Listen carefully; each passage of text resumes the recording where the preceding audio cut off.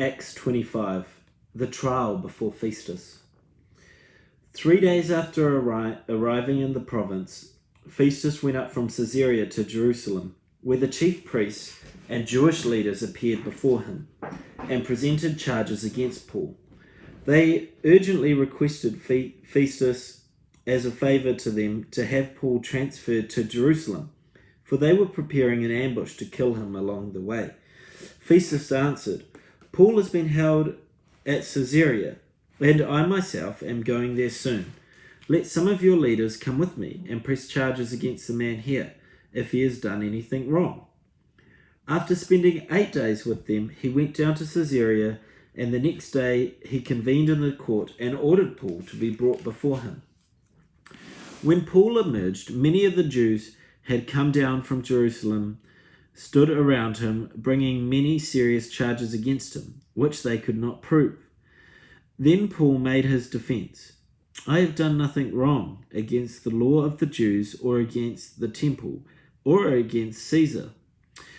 Festus, wishing to do the Jews a favor, said to Paul, "Are you willing to go up to Jerusalem and stand trial before me there on these charges?" Paul answered, "I am now standing before Caesar's court, where I ought to be tried. I have not done anything wrong to the Jews, as you yourself know very well. If, however, I am guilty of doing anything deserving death, I do not refuse to die.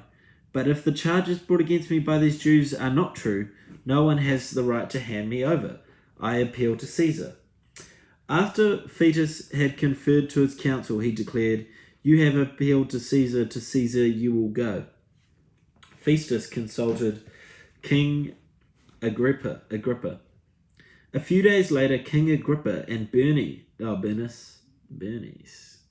arrived at Caesarea to pay their respects to Festus.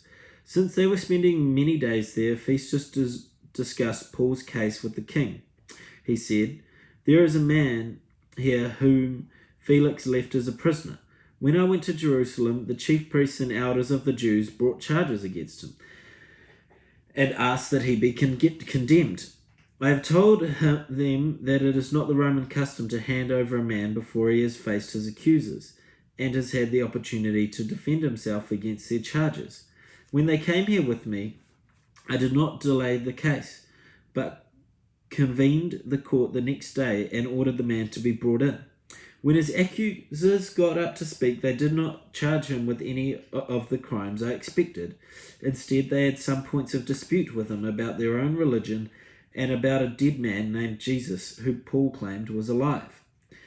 I was at a loss on how to investigate such matters, so I asked if he would be willing to go to Jerusalem and stand trial on these charges. When Paul made his appeal, he held over for the emperor's decision. I ordered him to be held until I could send him to Caesar." Then Agrippa said to Festus, "I would like to hear the man myself." He replied, "Tomorrow you will hear him." Paul before Agrippa. The next day, Agrippa and Bernice came with great pomp and entered the audience rooms with the high-ranking officers and the leading men of the cities. At the command of Festus, Paul was brought in. Festus said, "King Agrippa, and all those present with us, you see this man? The whole Jewish committee has petitioned me about him in Jerusalem, and here in Caesarea shouted that he ought not to live any longer. I found that he had done nothing to deserve death. Because he made his appeal to the emperor, I decided to send him to Rome. But I have nothing definite to write to his majesty about him.